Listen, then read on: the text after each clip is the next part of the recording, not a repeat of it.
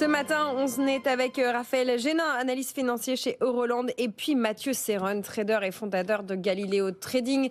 Bonjour à tous les deux. Mathieu, on va démarrer avec vous. Bonjour. On démarre avec vous, Mathieu, et vous zoomez ce matin sur Vivendi. Qu'est-ce qui vous intéresse ce matin sur cette entreprise ? Bonjour à tous. Oui, Vivendi, les grandes manœuvres commencent chez Vivendi. Sous l'impulsion de son principal actionnaire, eh bien, un projet stratégique de scission visant à séparer ses principales activités en entités indépendantes cotées en bourse a été annoncé il y a quelques jours. Le document d'information a d'ailleurs été publié la semaine dernière et ce projet sera soumis à un vote en assemblée générale le 9 décembre prochain. Donc le but de l'opération, eh bien, c'est de réduire la décote actuelle de Vivendi. L'actif net réévalué se situe autour des 14-15 euros contre 9 euros actuellement le cours de bourse, soit une décote d'environ 40%. Donc l'idée étant que la somme des quatre futures entités qui seront donc cotées soit supérieure à l'entité globale actuelle, donc le Vivendi actuel, qui va se décomposer donc en quatre entités. D'une part, Canal+, qui sera coté probablement sur le marché londonien, ce qui fait débat. Une action Havas qui sera cotée sur Euronext Amsterdam. Louis Hachette qui sera coté sur Euronext Paris. Et puis une action Vivendi qui détiendra notamment Gameloft et puis des participations dans d'autres sociétés. Donc une action Vivendi actuelle sera décomposée en quatre nouvelles entités. Ce qui m'incite, moi, à m'intéresser au dossier, c'est, j'en parlais, la décote, donc de 40%, et puis la personne qui donne l'impulsion à ce dossier-là, donc Vincent Bolloré, qui est actionnaire à environ 30% de la capitalisation, donc ce qui représente environ 3 milliards. Quand on voit un petit peu le parcours du monsieur, généralement d'un point de vue financier, il a été plutôt inspiré. Il y a eu par le passé aussi des opérations intéressantes, et je pense notamment à UMG qui a connu un joli parcours boursier derrière. Concernant le timing d'entrée, certains attendront peut-être d'y voir un petit peu plus clair, déjà que l'Assemblée générale vote le projet, donc je le rappelle, le 9 décembre prochain. D'autres attendront aussi de voir un petit peu comment se mettent en place les choses avec les premières cotations des nouvelles entités. Mais moi, si je vous en parle aujourd'hui, c'est que d'un point de vue graphique, nous arrivons sur une zone support, on revient autour des 9 euros sur les plus bas du mois d'août.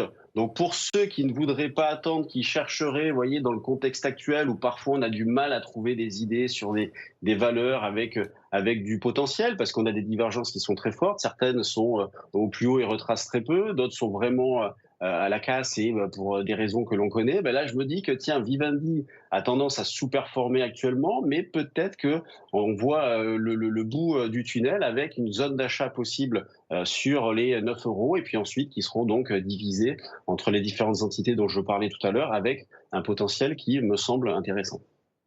Merci beaucoup Mathieu Serron, Galileo Trading, pour ce zoom sur Vivendi. Avec vous, Raphaël Génin chez Euroland, on s'intéresse au data marketing cross-canal. Quelle est l'entreprise qui fait l'objet de votre analyse ce matin ? Bonjour Lorraine, tout à fait. Alors aujourd'hui, je suis venu vous parler de Décuple, donc une entreprise familiale française spécialisée dans le marketing de données. Donc la société, elle attire notre attention à la fois par l'évolution positive de ses fondamentaux, et puis il faut le dire, par ses performances boursières, avec un cours de bourse qui a plus que doublé en 5 ans et qui progresse de 25% en 2024. Pour contextualiser, la société est anciennement très exposée au marché des abonnements de presse magazine, et puis elle a effectué une transition progressive de ses activités vers le marketing digital. Alors quand on regarde le dossier, il y a plusieurs éléments qui attirent notre attention.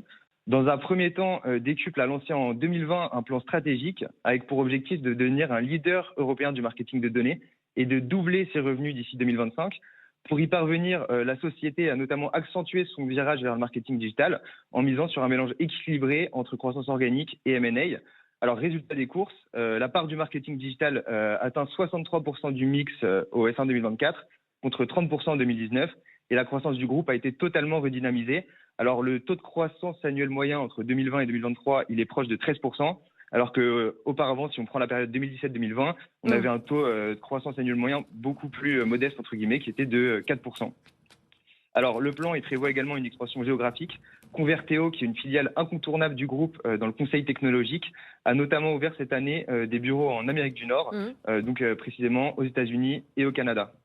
Ensuite, Décuple se distingue par une stratégie d'acquisition pertinente qui lui permet de s'exposer à des thématiques en forte croissance, comme l'exploitation des données marketing ou encore, on en parle beaucoup, l'intelligence artificielle générative. Ces acquisitions, elles permettent donc à la société d'étoffer son offre ainsi que son expertise technologique. Elles représentent par conséquent un atout majeur pour la compétitivité future du groupe. Enfin, dernier point, Décuple dispose de fondamentaux attractifs, avec des revenus qui se sont établis à 200 millions d'euros en 2023. Donc ça représente une hausse de 44% par rapport à 2019. Et puis une marge opérationnelle qui a progressé de 210 points de base, 210 bips, pour atteindre 8,8% la même année, illustrant au passage l'apport du marketing digital dans le mix.